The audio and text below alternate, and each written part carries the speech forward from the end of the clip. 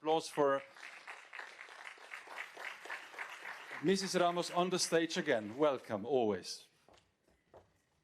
Well, actually, I was asking my team whether I should go again to the stage, because you have been hearing a lot from me. And then they told me, the business sector expects you there. It will be a very bad news for you not to come. So I'm here. I'm here with you. And I just want to say how proud we are to have this group of not only the companies that you represent, but the leaders that you are in this quest to build more ethical frameworks on AI and to get better results. The audience will agree with me, and we have some ministers here joining us, that if we really want to look at the whole ecosystem of artificial intelligence and its impact in our societies, which is what we are discussing here in this forum, the business sector cannot be absent, because it is you, the main source of these technologies and the deployment of these technologies and the development of these technologies, and I think this is very important. For our dear audience, yesterday we were really proud because we had DG Azoulay, who launched this a partnership with this group of companies. We already had been working with Telefonica and with Microsoft in the Business Council for the implementation of the recommendation of UNESCO. But then, because we were coming here and we have been working with many of the members that are represented in this panel, we decided that we wanted to do something together and where the business sector can also join their voices to this very important endeavor to ensure that AI provides with better outcomes for people. And therefore, we were joined by Salesforce, and we were joined by LG. We were joined by Innit, by Mastercard, and of course we were already with do I miss somebody? Oh, well, of course, GSMA, of course, because they are our partners, they are observers, but you know this mobile summit in Barcelona that you call every year, where Angel and I have been going around in all these corridors. And at the end, we also need these associations that are helping business sector to deliver. Let me just say three more words in terms of this debate that we're having with the companies. We are partnering with them to first align their voices with the ethical framework, of course, and the companies need also to be ethical in that sense. We are aligning also to try to produce more research and understanding, because you are the ones also the source that produce more analysis regarding AI, and we are going to partner with them on that.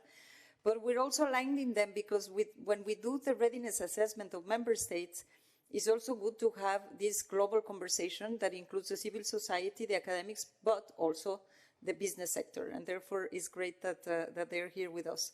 And the three principles that organize our conversation with the business sector, and that I'm sure we have discussed with you many times, is first, that good governance of artificial intelligence is also good for innovation. And we really need you for that. Because this narrative that is always, I didn't mention Innit, Eugenio. Innit, which is this fantastic platform for food and well-being. So is the last member, but not the least. Great to have you, Eugenio. It's good for innovation, private investment, and business development. And this is what we'd like you to help us convey. And actually, it's with Eugenio that I'm always talking about. And he reminds us, why don't we give more light to all the positive things that are happening with artificial intelligence? Well, for doing that, we also need to control the downsides. Second, action is urgent. I'm sure you all agree. The kind of outcomes that we are seeing, above all, when we think about the democratic processes that are going on in the world with misinformation, disinformation, and all the abuses that we have, action is urgent, and we really need to put society and societal impact at the center. And third, no surprise, we must work together, because at the end, it's all about humans. You might be representing companies, I might be representing an international institution, you might be representing a country, but we're all humans. And at the end, we're all united to this very clear vision that we need to deliver much better for the world, but much better also for the future generations. So without any further ado, great to have you here and looking forward to the conversations. And by the way, Eleonora decided to stay there because it was going to be very complicated to have co-moderation. So now it's all on your shoulders, Angel. Hi. So let's see how we can do it. I have to say that the countdown started not when you started speaking. You had like 3 or 4 minutes for free, which is not going to happen in this panel. I'm sorry. You have a strict 56 minutes there on the panel. But thank you very much for the presence, for your resilience. Here you are, a really good room.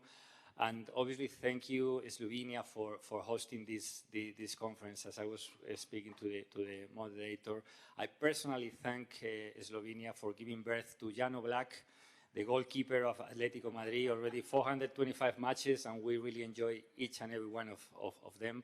Thank you, Slovenia.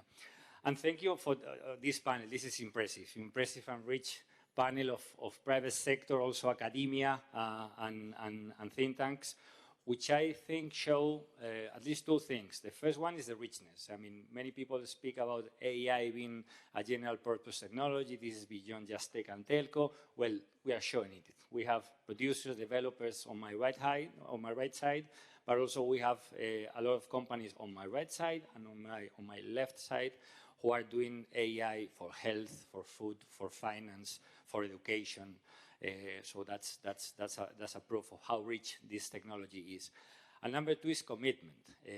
We have been calling for the private sector involvement in this area and having these tech telco mobile associations and startups and businesses being here, being some of them parts of the business council, some of them soon part of the business council, is a commitment to build really this ethical and sustainable and responsible AI. This is a challenging task, so that's why what I did yesterday night is exactly what one of the speakers this morning said we shouldn't, that I asked ChatGPT. I asked ChatGPT, I'm moderating a session on AI and films, what should we speak about? And she, because I think she's a woman, because it's very intelligent, told me that first, highlight the responsibility that these companies have when developing AI. This is ChatGPT response. I'm not inventing it.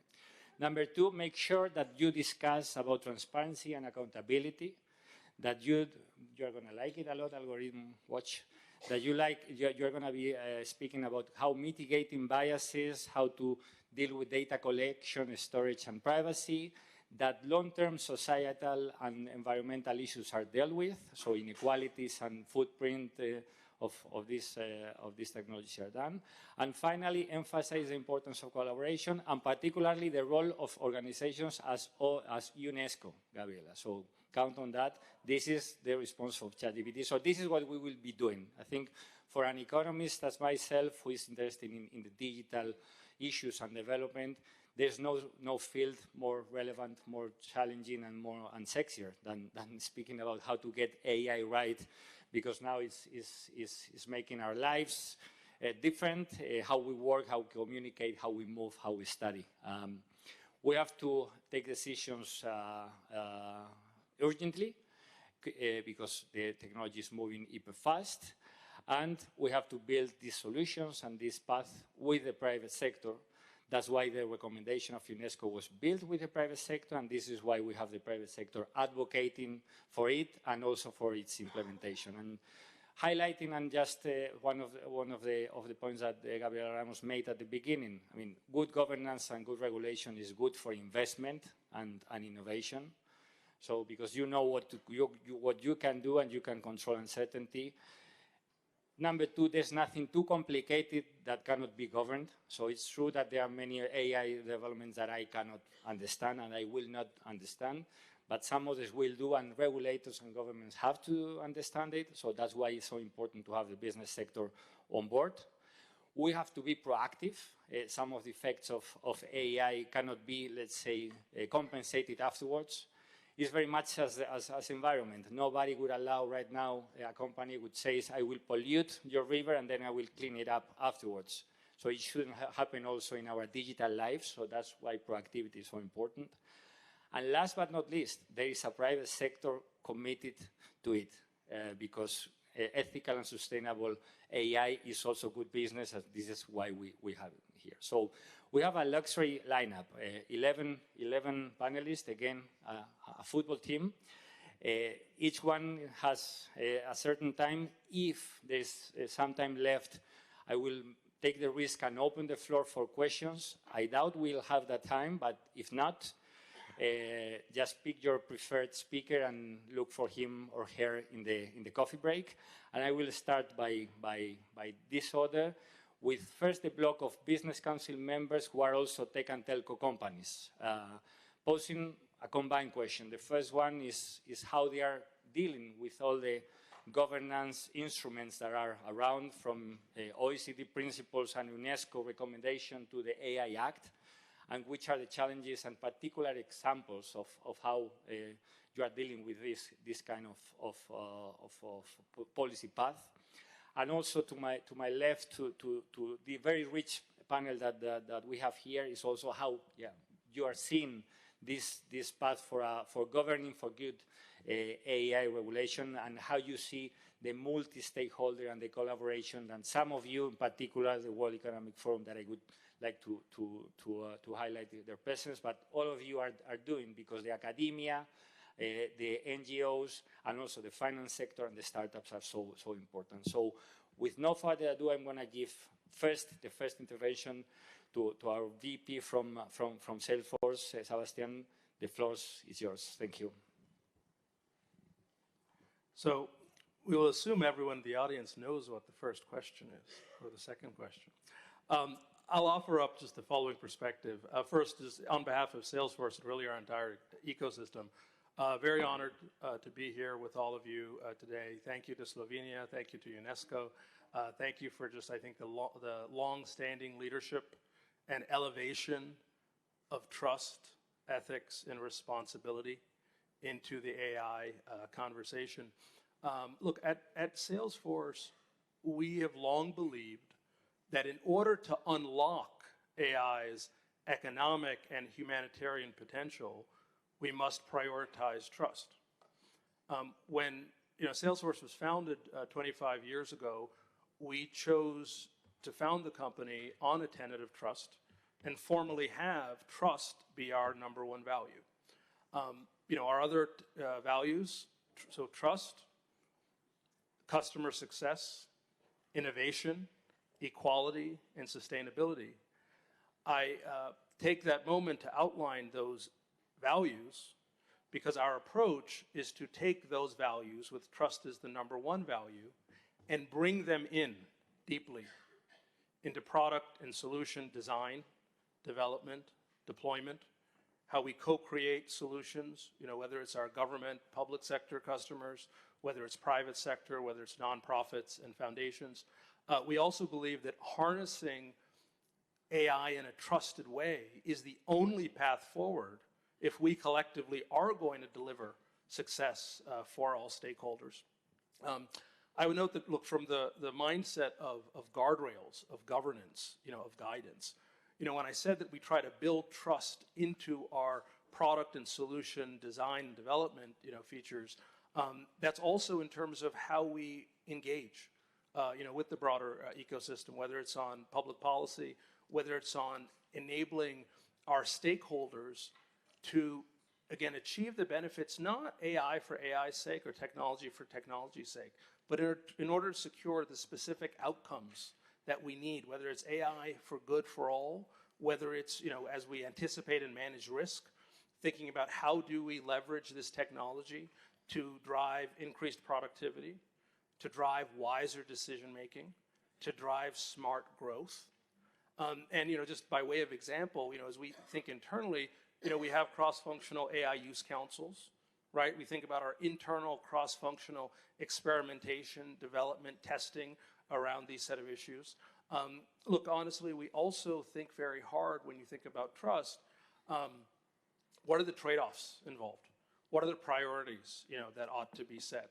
How are we working, again, with sort of, we see across industries, also across geographies and across governments and across, folks just really at kind of all levels of society. And one risk that we see, look, we believe we need AI to be inclusive. It needs to be representative. It needs to be accessible to all. Is that if we aren't working to close this AI access gap and ensure that we push the frontier of wise adoption, we're going to have even more, perhaps, right, inequality. We're not going to have the benefits, that we need. And one of the ways that we do that, again, AI is not new to Salesforce. We pioneered our Einstein approach around predictive AI. We recently had built the Einstein trust layer, which is to say, how do we help stakeholders, customers, governments, private sector, what have you, deal with hallucinations, the inaccuracies, the flaws, the bias, right, the toxicity. And I think we're just going to have to work collectively, civil society, private sector, and regulators to drive AI forward in a trusted way and model that trust-first approach. No, thank you, and perfect timing, and it's clear that what I saw, this is the commitment with from the private sector with this ethical and sustainable AI was not an hallucination. You are going to be seeing that this is for real. Thank you very much. Richard. Yeah, thank you very much, Angel, and thank you everybody for being here. For me, it's as well an honor to be here and share some practical experience in the governance of responsible AI in a large company. Yeah? Just for the record, Telefonica as a company is this year celebrating its 100th birthday, so it's really a long-standing company. We have about 500-600 AI systems running every day across our footprint, so it's not something that we've come up with recently, but we've done a lot of things. And what we do with, let's say, the responsible use of AI, I have to say responsible use because we don't think it's AI that is responsible or ethical, it's the use of it by people and by organizations. It's a very important nuance. This forms part of what we have, our responsible business principles. Yeah, that includes human rights, fair supply chain, and now also ethical AI privacy. So it's a whole part of being responsible with stakeholders. Now, we're also very proud to announce that we approved officially our internal AI governance model as a company in December, just ahead of the agreement of the European AI Act. And I wanted to share with you some details, practical things, yeah, of what does it mean, such a governance model in a large organization. First, the scope is that we take as a definition of AI, the AI Act definition, which is based on the OECD one.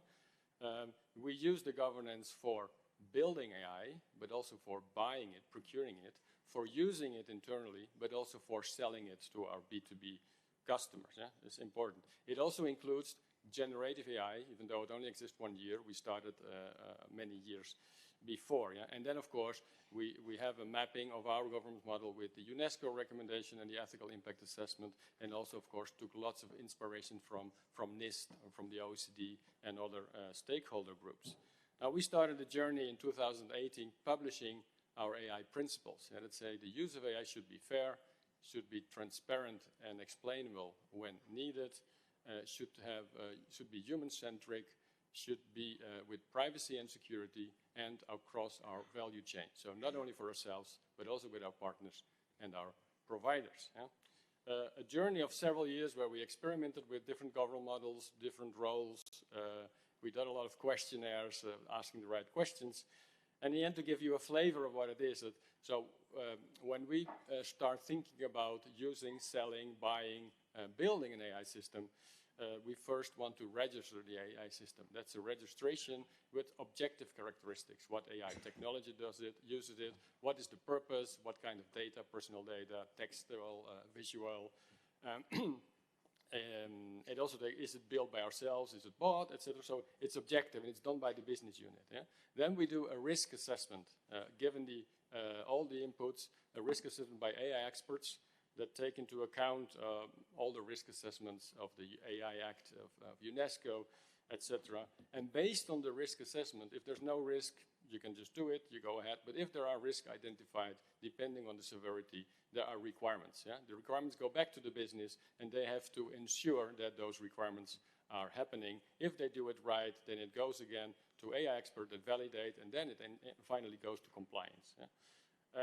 If there is a breakup in the discussion in that moment, there is an escalation to what we call an AI ethics committee, an independent internal expert committee that discusses those things. Yeah? So we identified the AI ethics committee as important. We also have responsible AI champions. Those are people in the business units that help to move the change, and we created an AI office to push the change management through the organization. Thank you very much. Thank you. Just as small information, how UNESCO chooses and works with companies is based on, first, companies who have principles, sustainable, responsible, ethical AI principles, but also that have devoted teams that put time into really their core week on them, and processes, as the one that Richard just described within Telefonica. Actually, yeah, I mean, Salesforce is the new kid on the block. We really are celebrating that part with GSMA. We have been together for a long time, but Telefonica and Microsoft are the co-chairs of our business council, because these are the companies who identify both principles but also processes and themes. So it's great to have you here, Mary, and the floor is yours. Thank you very much, Angel, and I also want to thank UNESCO and the Slovenian government for bringing us here today. It has been really, for me, an enlightening experience, and I hope you all feel the same. I'm happy to talk about what I just call the glamorous governance work. Not everyone thinks of it as glamorous, but it really is important, and if you don't do it right, you will learn very quickly how important and glamorous it can be. Much of the work that Richard described, I think we at Microsoft do as well. We started our AI journey in a very formal way in 2017 and actually created an Office of Responsible AI in 2019 under Brad Smith's organization, who's the president of Microsoft and leads all of our corporate, external, and legal affairs. That group created a set of principles very similar to the ones that Richard has identified on inclusivity, fairness, privacy, security, safety, accountability, and transparency. From those principles, we then set out how to create essentially an impact assessment so that we could gauge our own products as we were developing them to ensure that they not only match the principles, but that we addressed each with an impact assessment. The Office of Responsible AI created those in 2021, updated them in 2022. They are available on our website for anyone to look at and to see, and hopefully to find useful themselves to model and to replicate. We really attempt to build these kinds of assessments into our products by design. In terms of thinking about challenges for the company with AI, first, as we've all said, the speed of the technology is really kind of breathtaking. The speed of regulation is not. And so how do we, in an informed way, drive regulation to map the technology while the technology is speeding ahead? And that's why the efforts of UNESCO, the G7, the G20, GPI, OECD are also important for us to align. Secondly, we need to bring our customers along. They need to be responsible deployers of AI. And that is why the things like the impact assessment are broadly available on our website, and how we work with customers on a daily basis to ensure that their deployments are also compliant with the principles.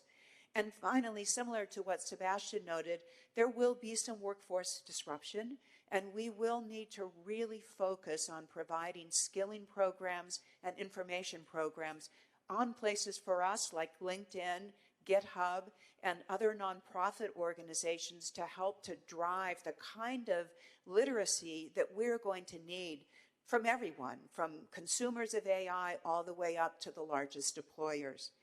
In essence, we think about this in kind of three parts.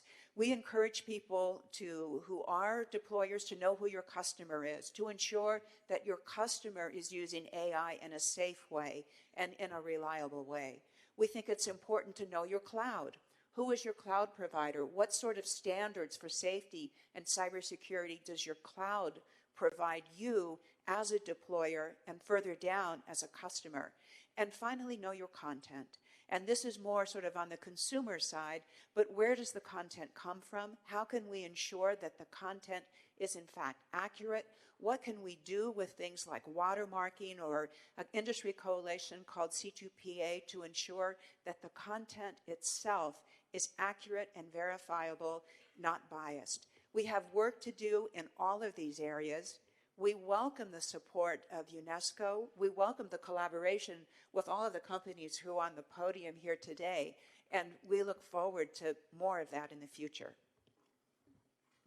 Thank you, Marie. And you said that policy making was glamorous. I said that AI was sexy. I'm pretty sure I said, you said glamorous, I said sexy. Maybe we are hallucinating. We are. But what I'm pretty sure is that we are giving solutions, okay? We are giving solutions, and also for government. So when public procurement departments start to think what to use, these are the instruments, these are the allies that you can count with. So that's serious. Mojca, GSMA. Thank you so much. So maybe first what I would like to start is what GSMA actually is. So GSMA presents the interests of all mobile operators globally. And Telefonica is a perfect example, especially when it comes to responsible AI by design. So I think today, just now, we heard this word by design, one of the first time. I haven't heard it before, but it's crucially important, and one of the things that I think it would be important to bring it up more often. But essentially, as part of the AI for Impact team, we've been working in this area actually since 2017. It all started on data privacy side, which is fundamentally important for the mobile operators. At that time, we created data principles.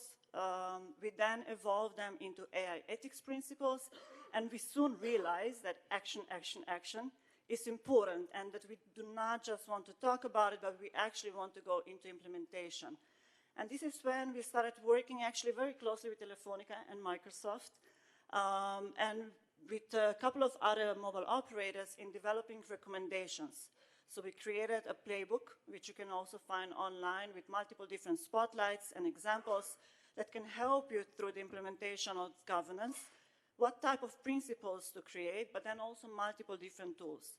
And here, when I mention principles, I would say very closely aligned to UNESCO, of course also to OECD and multiple other examples that are out there.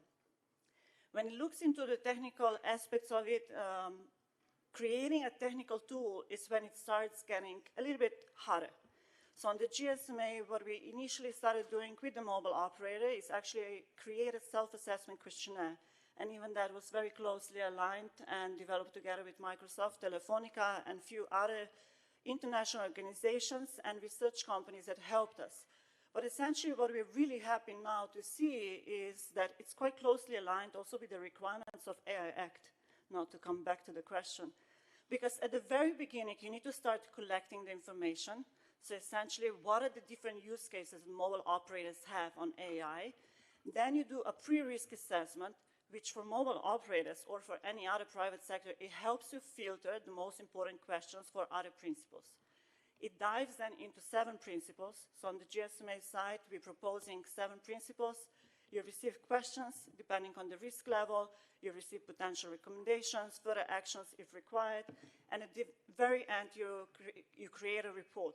And that report then helps you plan for further actions.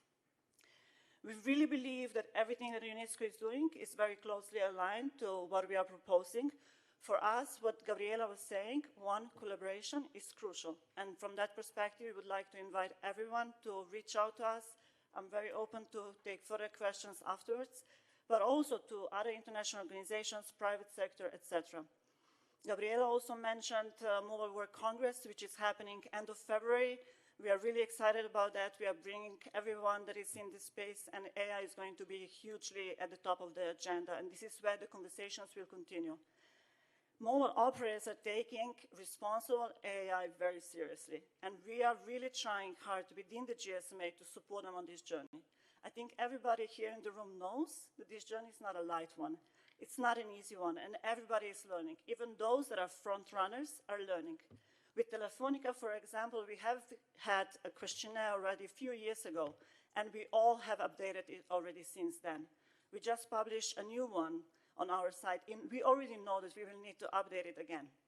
So things are changing fast, and we need to be agile in that, and we need to support each other. We need to learn, we need to listen, and we need to share. On our site, we'll be doing a lot of that. We'll also be launching a new thing that is going to be announced at Congress, and I'm really looking forward to that. More things happening on responsible AI side. I'm really hoping and looking forward to sharing more with you. And lastly, given that it's so many policymakers in the room, the GSMA is offering a capacity building course for free to policymakers and regulators. And responsible AI is hugely up on that agenda. And we'll continue helping you. Just reach out and we'll be here. Thank you. Thank you very much. I didn't know how easy was gonna be my job with this big clock. I should ask for these big clocks everywhere. Let me stress 2 points from Mojca intervention by design. Indeed, when I said proactive, ex ante, I refer to that issue. There are things that cannot be fixed afterwards. Yeah, they have been fixed, pre-fixed, or actually thought before developing some of the solutions. And number two, what was in the air is convergence. I mean, we were asking for convergence also in terms of governing tools. Here, these guys compete every day in their business, but I see a convergence in terms of principles. And I like competition because I like races to the top. And this is a race to the top of being the most ethical one, because as I will conclude, is also good business. We have the other new kid on the block, LG AI. Your floor. Thank you. Today morning, we had a small ceremony for joining the Business Council. I'm so proud to be a member of the Business Council and hope that we can achieve meaningful outcomes altogether. LGI Research was established 3 years ago, having a mission to provide advanced AI capabilities to LG affiliates. We developed our own generative AI models, LGX1, that understand Korean and English bilingually, and also generative text and image bidirectionally. X1 has been made several successful use cases, such as an image creation for cosmetic package design, a multimodal prediction model for new material discovery, and a patent specialized language model working with Korean Intellectual Property Office. What is noteworthy in UNESCO's recommendation is that it uses the term AI systems instead of just AI, making it possible to check ethical issues in the entire life cycle of research, development, deployment, and disposal. We deeply agreed with this approach, so established an AI risk management process to identify and address the potential risks throughout the whole life cycle of AI systems. Our AI risk management process begins with forming a team composed of persons in charge of business, technology, and ethics for each AI research. The team conducts an online survey with about 30 questions and a face-to-face meeting to identify potential risks using their different expertise and experience. Then they prioritize issues based on the risk level and difficulties, assign responsible individuals to address them. Once resolved, the risk and solutions are documented to enhance the transparency and accountability. This process has led to various research activities, such as generating evidence-based answers, mitigating privacy risk, and creating images free from copyright concerns. The biggest challenge in implementing our AI risk management process was that every stakeholder that has different view on how much time and effort should we invest to identify actual potential risk, although most stakeholders agreed on the importance of AI risk. To address this, we initiate regular seminars bringing together to debate current AI ethics issues, which are able to increase consensus on need for an AI risk management process. The key lesson learned was that in-depth AI ethics education is needed for both research and business members. Because LGI Research is a relatively small organization, we could solve through the regular seminars, but to spread this experience out, it is needed to have more structured education content. Based on this insight, LG AI Research has decided to collaborate with UNESCO on development AI ethics MOOC for professionals. This MOOC targets to enhance mutual understanding between both technological and business perspective on ethics of AI. To make better content, advice and consultation from many experts will be needed. We will be in touch as we move forward, and it is our hope that private sectors and organizations present here today will join together. And finally, this week, LGI Research has compiled all the effort I mentioned today into that one, LG Accountability Report on AI Ethics. It describes how all LG activities align the UNESCO's recommendation on the ethics of AI. We hope this report can be a reference standard for corporate AI ethics reporting. You can download this one from the homepage of LGI Research. And also, I bring some hard copies here. So please do not hesitate to come to me after this session. Okay, thank you.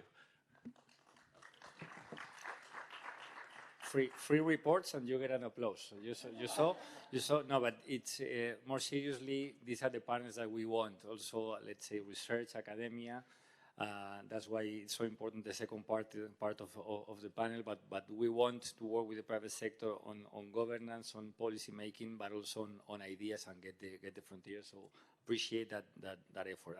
And from Seoul to San Francisco, I don't know how we are going to be managing the timing of the business council with partners in so different regional areas, but it's great to go to the Bay. Thank you. Thank you so much, Angel, UNESCO for hosting us and the Slovenian government. My name is Eugenio. I'm the founder of Innit. We're a company focused on trusted AI for food and health. It started with a very personal story. 10 years ago, my wife got diagnosed with arthritis. And after being diagnosed and having had to go through the pain and the medicines, she decided to take a different approach and to see if food was causing that. And after changing diet, the arthritis disappeared. How impactful, I mean, for this can be for everyone. And just to show you a figure, the food market is 9 trillion. How big do you think is the market for healing food-related diseases? 11 trillion. We are actually spending more in healing than in feeding the population.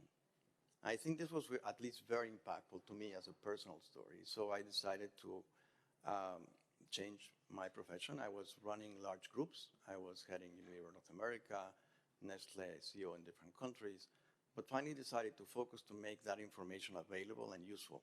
At that time, as Sabastian said, it was not as cool to call it. It was just making information available and useful for consumers. Now we call it AI, but we work in AI for some time. So related to the framework, from my experience is that when you have a framework like the one we have here, and we actually implement it in a local manner, then we have both of best worlds, because we are always trying to think global and act local. And I think in this respect, the framework as we use it, for example, we have now implementations in different countries, like is the case in France. We can now bring great elements in terms of implementation with global partners, but also we work with the local retailers and local partners that makes everything make sense. So we're very proud and very action-oriented, so we're happy to be using this approach and partnering with UNESCO for this. The other part that has to do also with how this relates to business is that we started with diabetes, and we have the first companion for type 2 diabetes is actually launched in France. And the report that our people who are using it says when we first connected our iPods to our cars, and the music became my music instead of being someone else's music. I think when you talk about things like diabetes, it's such a lonely place that you have the possibility now to have this companionship across your day that helps you make better decisions and be healthier. It also expands to healthy aging and other areas that are amazing opportunities. But in particularly for UNESCO, we identified an opportunity in cardiovascular disease. And incredibly, I don't know how many of you are aware, but heart disease is very different, particularly cardiac attacks, for men and women. The cardiac attacks for women are silent.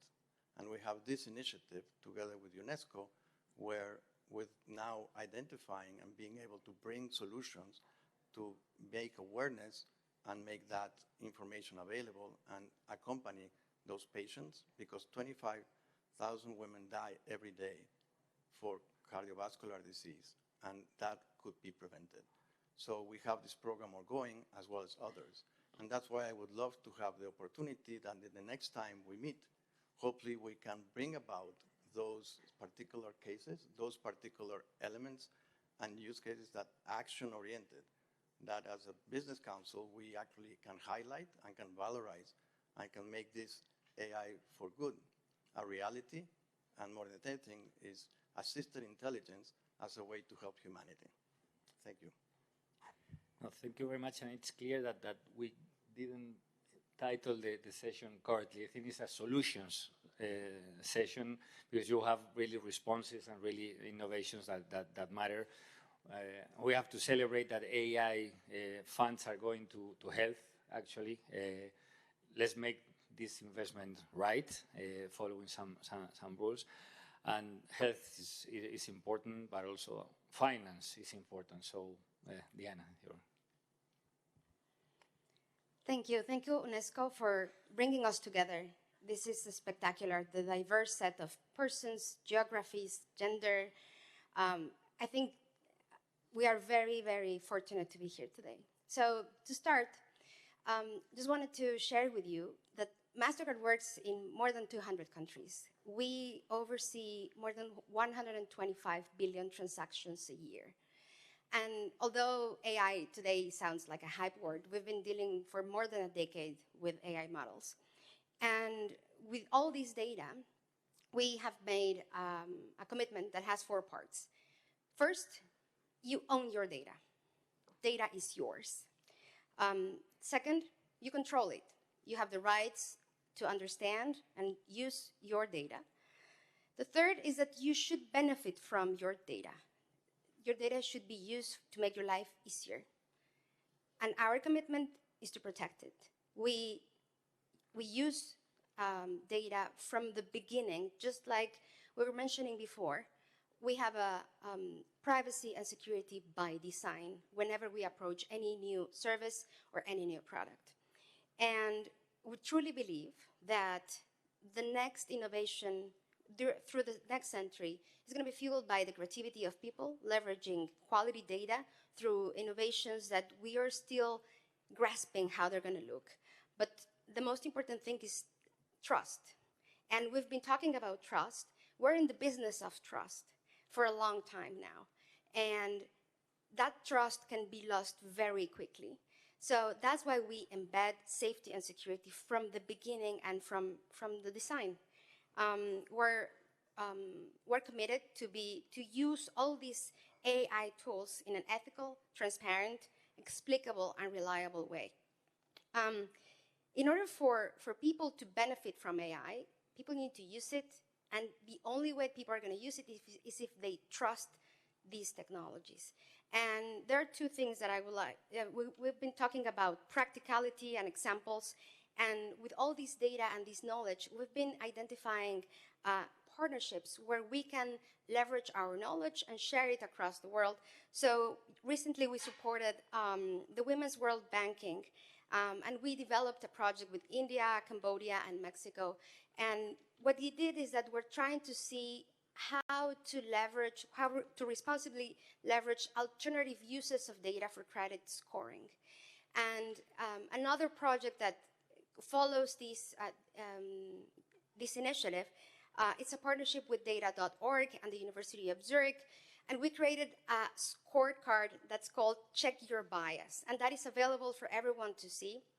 If you're a financial institution, if you're a fintech, you can download that Check Your Bias scorecard and see how you could better improve your AI system and your processes in order to have gender balance. Another thing that is extremely important at Mastercard is to have diversity. I myself work with AI-related issues, and I'm surrounded by men and women that are lawyers, political scientists, mathematicians, and we need this diversity across the room. It's only through these lenses that we uniquely have that we're able to see those blind spots. So I invite you to think about this when you are building a new product and a solution. Bring diverse perspectives. Make yourself comfortable. Sometimes we like to have somebody that looks like us, that thinks like us, but we at Mastercard truly believe that when you put diversity at the core of what you're doing, you're going to have much better results. And that's just much better business. We know that. Finally, we really need to start democratizing AI, and this starts with plain language. We're really looking forward to exploit all these technologies, but while we're doing it, we're trying to be transparent in plain language to understand and to make it explainable to all of our customers. No, thank you. Clearly solutions, a lot of solutions-based intervention, and the diversity of teams. This is part of UNESCO recommendation, and it's very practical. I mean, look around when you start developing an AI solution in the room, and if the room is full of 20 or 30 years old Caucasian people, just fill it with more and different ones, because it will help. So more solutions, AlgorithmWatch.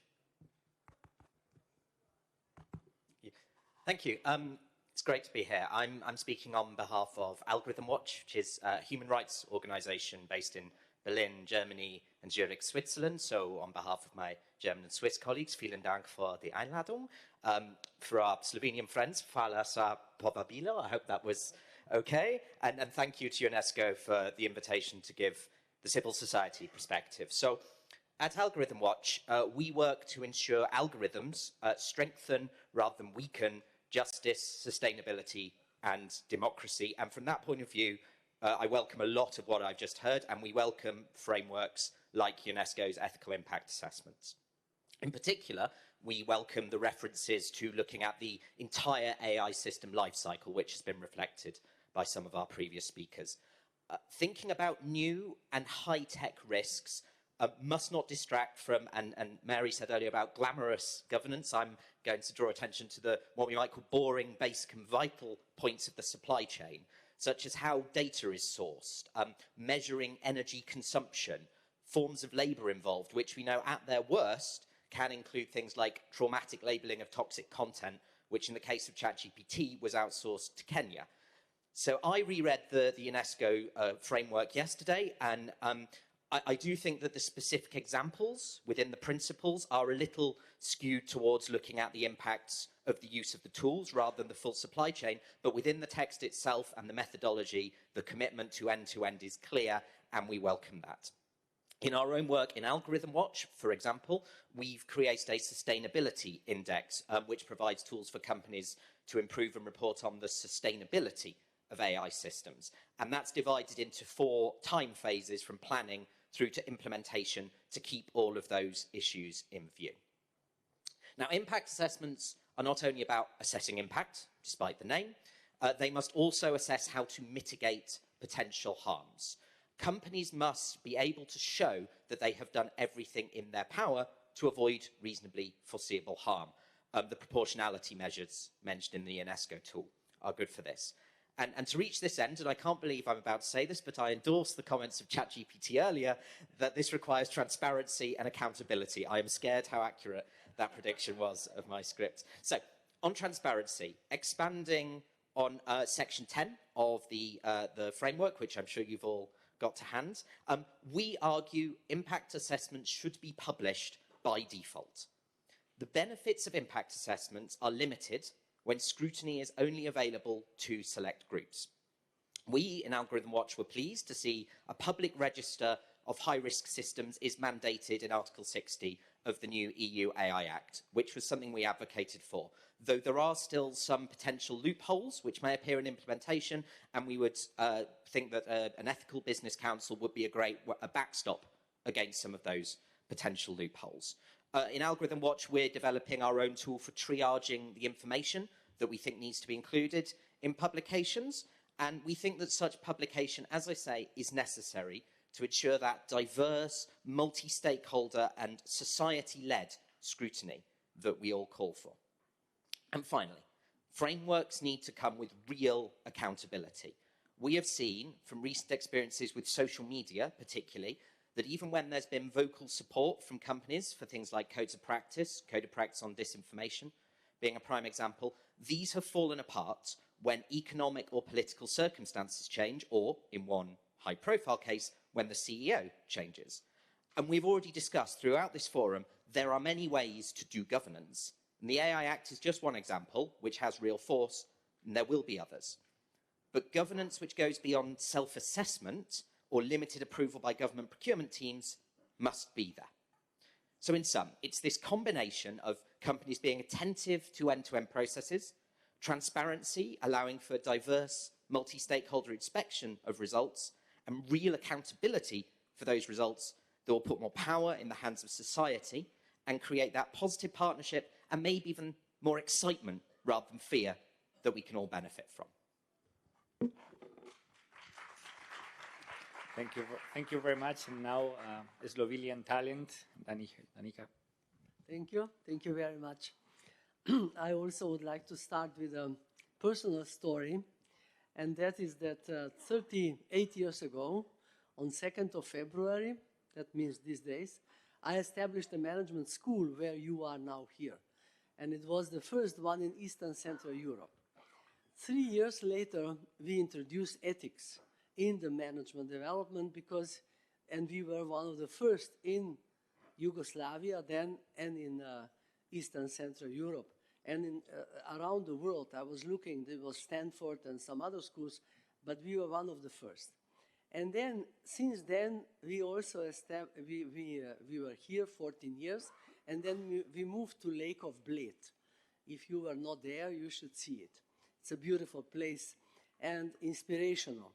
And so we added to ethics another pillar, and that was sustainable development, and then art and leadership, because we would like to bring up the leaders that are responsible leaders, reflective leaders. And so when I was looking to the agenda of this meeting and also of the rules that UNESCO made for artificial intelligence, I have to say that I was very happy, and I compared it with principles, ethical principles of PRIME, principles of responsible management education by United Nations Global Compact. And there are quite many similarities, but also it is more in UNESCO written about that. But one thing is a little bit forgotten, and that is sustainability. I think that it should be also, and I didn't hear neither to talk here about the use of energy. You know, is it worthwhile to use so much energy for different actions, or how do we say, activities, performances of artificial intelligence and other, you know, other ways of learning. I also have to say that we established last year the institute called Bled Institute of Leadership in Artificial Intelligence and Digitalization and Artificial Intelligence, because we believe, and that we did with the support of company Roche. I have to say that it's not enough to, you know, just to make, talk about technical sides of artificial intelligence, but especially about the human side of it. And that leadership is very important. So as I'm fighting being a president of 200 Business School Association, I'm